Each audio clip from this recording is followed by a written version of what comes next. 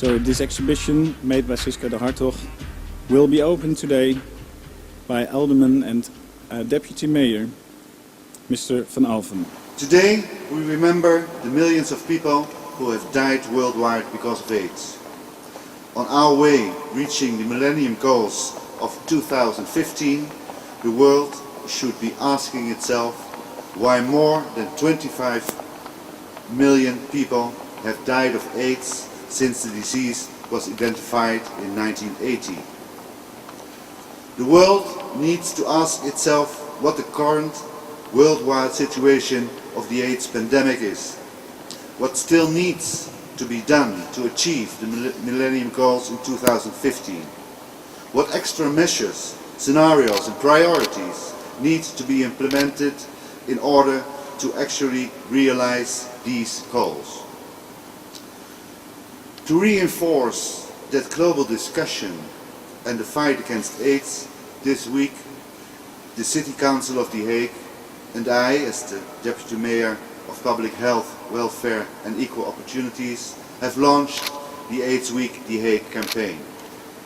This campaign is a continuation of the Arms Around You campaign launched last year by Odeon World Foundation of The Hague.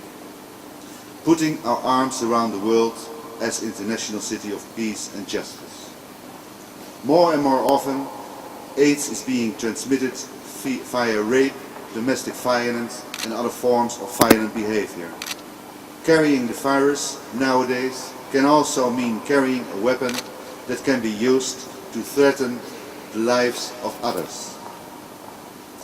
Recent examples of this are the first criminal court cases in the world involving people who have deliberately infected other people with HIV. This development has brought the global fight against AIDS and even AIDS prevention into the jurisdiction of the criminal law system. It brings us to another significant component in the battle against AIDS, criminal law and the human rights perspective. Not only is having good, sustainable health one of the basic human rights, prevention by protecting against deliberate HIV infection can likewise be considered as a human right.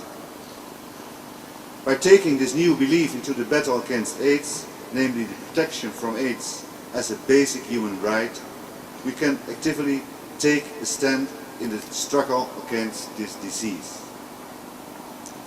As International City of Peace and Justice, we aim to reinforce the global discussion and the fight against AIDS. And this includes the human rights perspective. We want to do this in a dialogue with the younger generation, asking their opinions about a future without AIDS, as we did this afternoon during the second The Hague Cape Town studies. In this event, we connected high school students from The Hague and Cape Town via a video conference live uplink. Together with my colleague, Councillor Grant Haskin, Deputy Mayor of Cape Town, I opened a debate in which high school students from The Hague and Cape Town actively debated their future without AIDS. In the city of Cape Town, we're using this opportunity to remind the citizens of Cape Town to get tested as the first defense against HIV and AIDS. We want everybody to know what their status is, and we want them to use that status to impact communities. And the reason why we believe that you can impact communities by knowing your status is that when you know what your status is, you can assist in removing the stigma that exists around HIV and AIDS. Your participation and your work in this competition is going to broaden the debate and assist us in finding solutions and broadening the extent of knowledge around HIV and AIDS in communities around the world. We think it's important that the younger generation, who are people who respond to Obama, because obviously he has won by a landslide because of many young voters. We think it's important that they get into the project, they get into the Project Love, they get into the campaign, they start to care about what happens not only to them, but what happens to other people as well. The time comes where you do feel like sexually attracted to the opposite sex, but I think the most important thing is to think about your future, because if you don't, then you know that there will be a deadline and you will be infected. I would like to ask the next speaker to come up here. It's Mr. Wali Salami. He is from EDCTP, which stands for European Developing Countries Clinical Trial Partnership, which is based in The Hague. So what we're doing at EDCTP is that we're doing the trials specifically in Africa. We have Africans doing clinical research into AIDS itself. And we have patients who are benefiting from two sides. They are benefiting from taking part in the trial, they get medical care, taking part in capacity building, in ability to be able to conduct and do the research themselves in Africa and be able to find solutions. Of course, it's a joint partnership with medicines coming from Europe, from the US, and we're going down to Africa and we do the research there and we find out results. A lot of this getting to yielding results now. As you all know, clinical trials take a long time. When you take a new medicine, you want to try it out on a patient. They first ask you, go and try it out on the animals. If they are safe, then they are tried out in a very small group of patients. And when it's confirmed with these patients that they are also safe, then we move it to a larger group. So since 2003 we've been doing this. It's a special extra money has been pumped and the future looks very bright. Thank you all. Okay, our next speaker can tell more about the medical aspects. It's Rob Vriesendorp, medical specialist. He's specialized on the treatment of people with HIV/AIDS. HIV is a very smart virus. It attacks the organ that should fight the virus, and in the end it destroys the organ, the CD4 cells that should destroy the virus. Still, it can be treated. It cannot be cured, but it can be treated. It can be suppressed. It can be suppressed in replicating itself. And that's one of the major advances that the whole scientific society has made in fighting HIV. Treatment and prevention are two different things. But today is the day of the people living with HIV/AIDS. It's the day of treatment. Let me cite Peter Piot, Executive Director of UNAIDS, what he wrote for today. He said, presidents and prime ministers, doctors and lawyers, scientists and school teachers, chief executives and trade union leaders, religious groups and communities, and critically, people living with AIDS, all are coming together today in a brilliant coalition that has proved with clear targets and strong commitment that it can move mountains. Critically in this number of people are the people living with AIDS.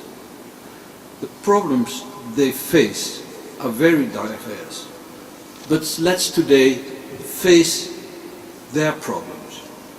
Let's face the faces of the children with HIV, shown here in The Hague.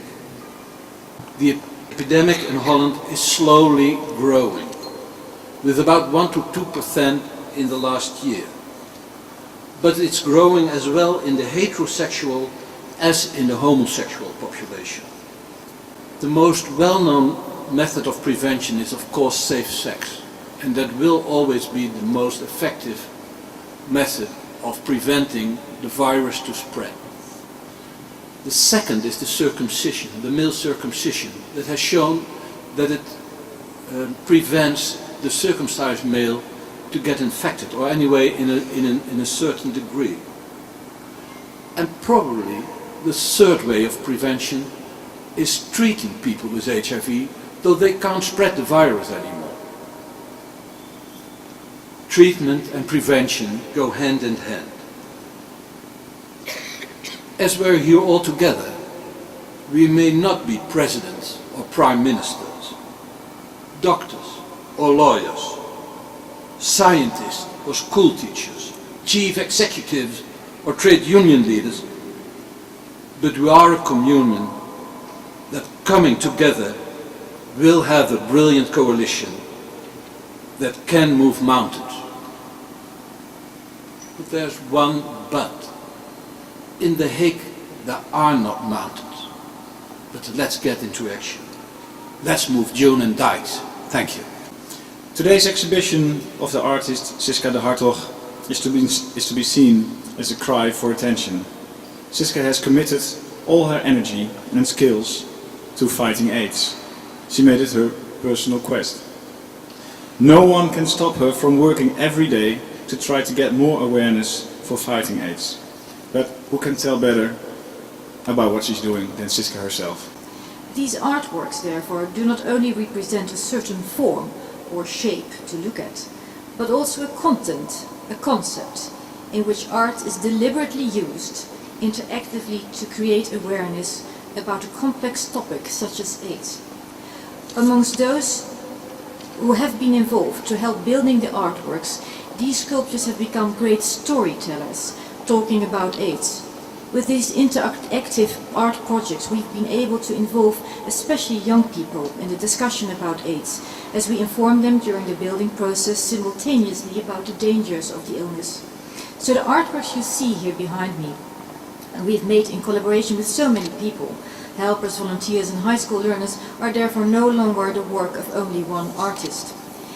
In the future we foresee to continue with these interactive art projects, to involve young people in the Netherlands about the AIDS pandemic. We also envisage, depending on financial support we can get, to build these artworks abroad on locations worldwide very much affected by AIDS. From The Hague, International City of Peace and Justice, we will therefore put our arms around the world building these sculptures and starting a dialogue amongst the future generations about creative ways to stop the further spread of HIV and AIDS.